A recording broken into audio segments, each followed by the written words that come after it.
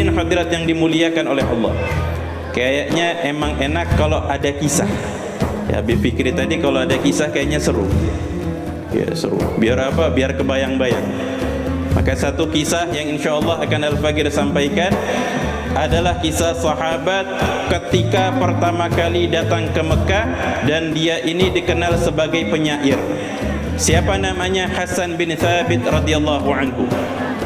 Ketika datang ke Mekah Al-Mukarramah pertama kali, maka Hasan bin Thabit ini sebelum ketika datang tersebut belum memeluk agama Islam.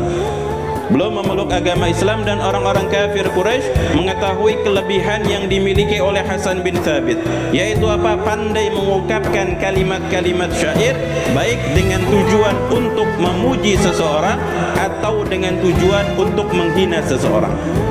Lalu apa yang dipikirkan oleh orang-orang kafir Quraisy? Bagaimana kalau seandainya kita panggil Hasan bin Thabit dan kita berikan uang dinar, dirham dan harta yang banyak agar dia menghina Nabi Muhammad sallallahu alaihi wasallam.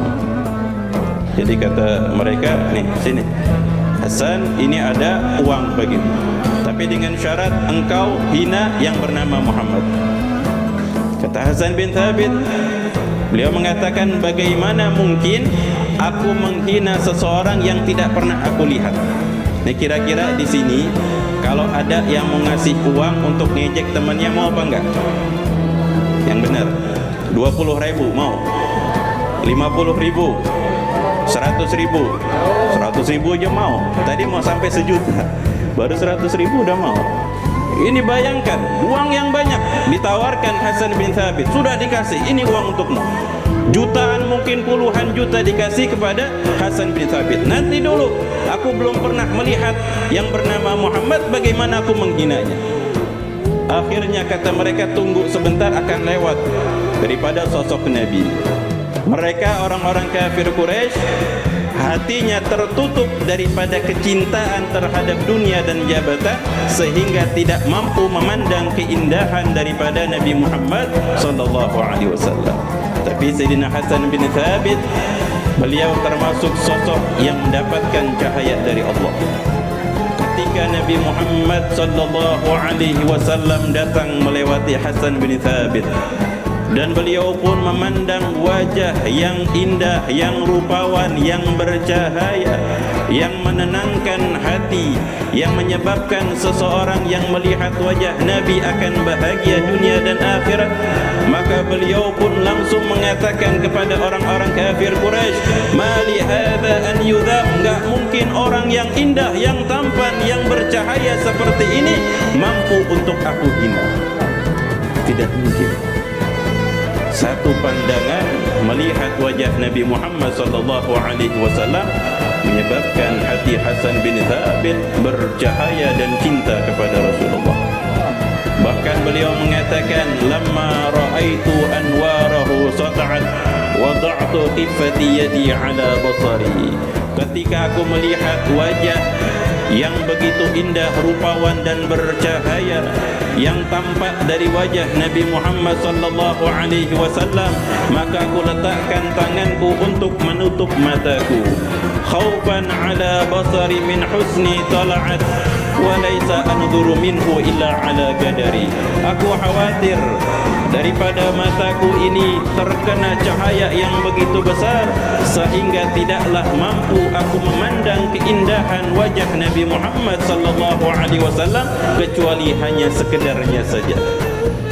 Sehingga Sayyidina Hasan bin Thabit radhiyallahu anhu, beliau pun mengejar Nabi Muhammad sallallahu alaihi wasallam dan mengatakan, "Asyhadu an la ilaha illallah wa asyhadu annaka rasulullah."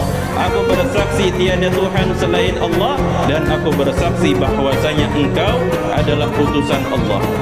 Hadirin hadirat yang dimuliakan oleh Allah Subhanahu wa taala. Begitulah yang kita rasakan malam hari ini.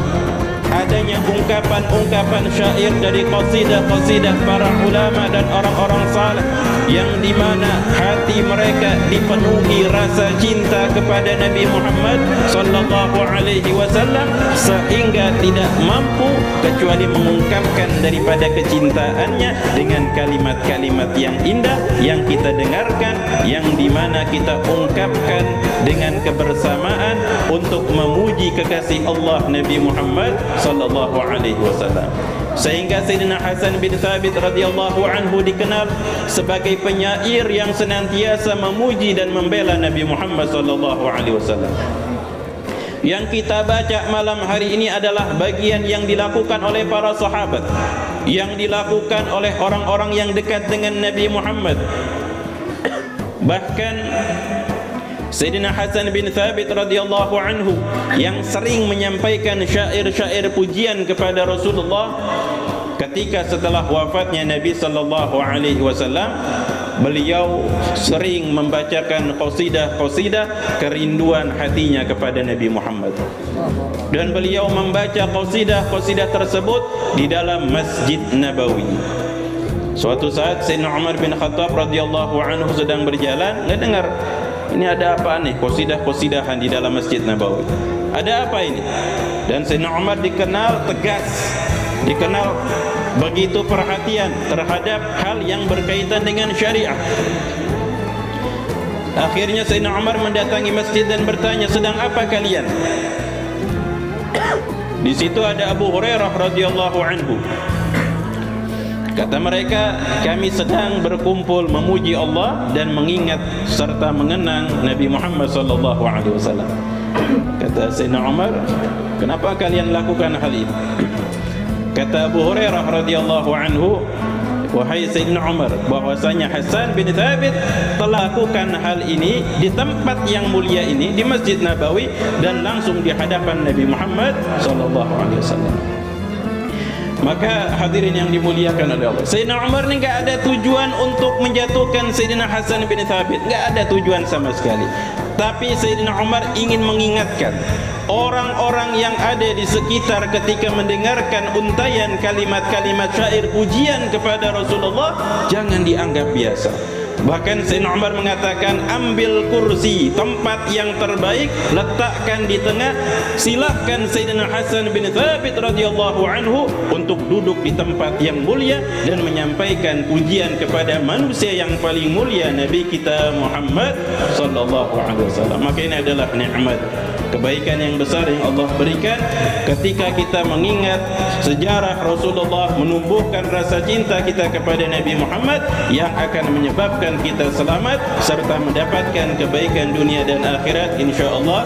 Amin ya rabbal alamin. Dan yang terpenting adalah insyaallah kelak pada hari kiamat Allah memberikan syafaat Nabi kita Muhammad sallallahu alaihi wasallam. Amin amin ya rabbal alamin. Ini saja yang bisa Al-Faqir sampaikan, kurang lebihnya mohon maaf. Wabillahi taufiq wal hidayah. Wassalamualaikum warahmatullahi taala wabarakatuh.